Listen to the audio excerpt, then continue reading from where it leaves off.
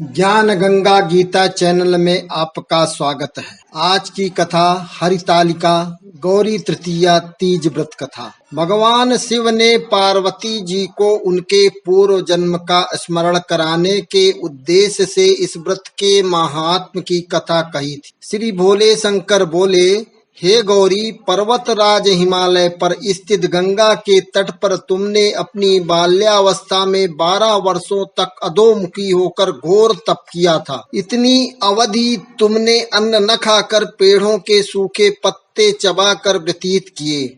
माघ की विकराल शीतलता में तुमने निरंतर जल में प्रवेश करके तप किया। वैशाख की जला देने वाली गर्मी में तुमने पंचाग्नि से शरीर को तपाया। श्रावण की मूसलाधार बारिश में खुले आसमान के नीचे बिना अन्न जल ग्रहण किए समय व्यतीत किया। तुम्हारे पिता तुम्हारी कष्ट साध्य तपस्या को देखकर बड़े दुखी होते थे, उन्हें बड़ा क्लेश होता था। तब एक दिन तुम्हारी तपस्या तथा पिता के क्लेश को देखकर नारद जी तुम्हारे घर पधारे। तुम्हारे पिता ने हृदय से अतिथि सत्कार करके उनके आने का कारण पूछा। नारद जी ने कहा, गिरिराज, मैं भगवान विष्णु के भेजने पर यहाँ उपस्थित हुआ हूँ। आपकी कन्या ने बड़ा कठोर तप किया है। इससे प्रसन्न होकर वे आपकी सुपुत्री से विवाह करना चाहते हैं। इस संदर्भ में आपकी राय जानना चाहता हूँ।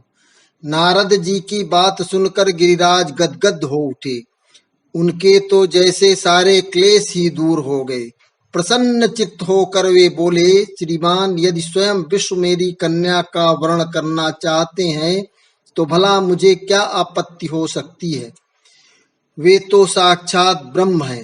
हे महर्षि, ये तो हर पिता की इच्छा होती है कि उसकी पुत्री सुख संपदा से युक्त पति के घर की लक्ष्मी बने। पिता की सार्थकता इसी में है कि पति के घर जाकर उसकी पुत्री पिता के घर से अधिक सुखी रहे। तुम्हारे पिता की स्वीकृति पाकर नारद जी विष्णु के पास गए और उनसे तुम्हारे ब्याह के निश्चित होने का समाचार सुनाया। मगर इस विवाह संबंध की बात जब तुम्हारे कान में पड़ी तो तुम्हारे दुख का ठिकाना न रहा। तुम्हारी एक सखी ने तुम्हारी इस मानसिक दशा को समझ लिया और उसने तुमसे उस विक्षिप्तता का कारण जानना चाहा। तब तुमने बताया, मैंने सच्चे हृदय से भगवान शिव शंकर का वर्ण किया है, किंतु मेरे पिता ने मेरा विवाह विष्णु जी से निश्चित कर दिया। मैं विचित्र धर्म संकट में हूँ, अब क्या करूँ। प्राण छोड़ देने के अतिरिक्त अब कोई भी उपाय शेष नहीं बचा है। तुम्हारी सखी बड़ी ही समझदार और सूझबूझ वाली थी। उसने कहा, सखी, प्राण त्यागने का इसमें कारण ही क्या है। संकट के मौके पर धैर्य से काम लेना चाहिए। नारी के जीवन की सार्थकता इसी में है कि पति रूप में हृदय से जिसे एक बार स्वीकार कर लिया, जीवन पर्यंत उसी से निर्वाह करे।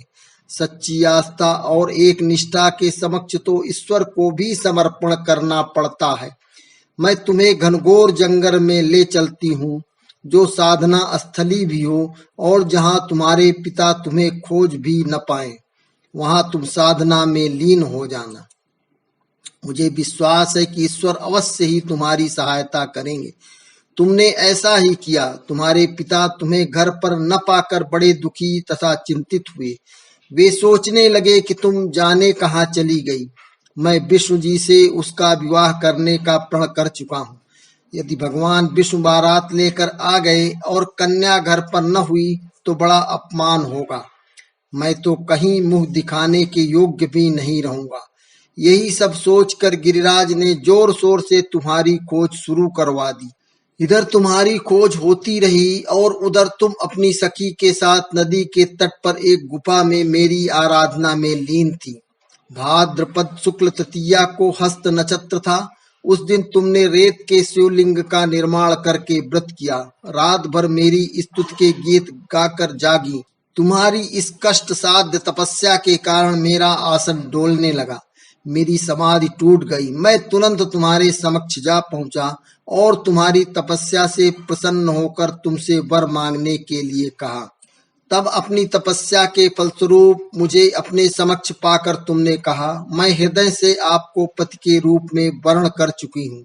यदि आप सचमुच मेरी तपस्या से प्रसन्न होकर आप यहाँ पधारे हैं तो मुझे अपनी अर्धांगिनी के रूप में स्वीकार कर लीजिए। तब मैं तथास्तु कहकर कैलाश पर्वत पर लौट आया। प्रातः होते ही तुमने पूजा की समस्त सामग्री को नदी में प्रवाहित करके अपनी सहेली सहित व्रत का पारणा किया। उसी समय अपने मित्र बंधुआ दरबारियों सहित गिरिराज तुम्हें खोजते खोजते वहां आ पहुंचे और तुम्हारी इस कष्ट साध्य तपस्या का कारण और उद्देश्य पूछा। उस समय तुम्हारी दशा को देखकर गिरिराज अत्यधिक दुखी हुए और पीड़ा के कारण उनकी आंखों में आंसू उमड़ आए थे। तुमने उनके आंसू पोंछते हुए विनम्र स्वर में कहा, पिताजी, मैंने अपने जीवन का अधिकांश समय कठोर तपस्या में बिताया है। मेरी इस तपस्या का उद्देश्य केवल यही था कि मैं महादेव को पति के रूप में पाना चाहती थी। आज मैं अपनी तपस्या की कसौटी पर खरी उतर चुकी हूँ।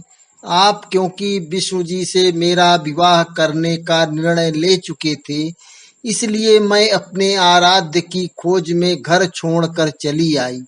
अब मैं आपके साथ इसी शर्त पर घर जाऊंगी कि आप मेरा विवाह विष्णु जी से न करके महादेव जी से करेंगे। गिरिराज मान गए और तुम्हें घर ले गए। कुछ समय के पश्चात शास्त्रोक्त विधि विधान पूर्वक उन्होंने हम दोनों को विवाह सूत्र में बांध दिया। हे पार्वती, भाद्रपद की शुक्ल तृतीया को तुमने मेरी आराधना करके जो व्रत किया था, उसी के फलस्वरूप मेरा तुमसे विवाह हो सका।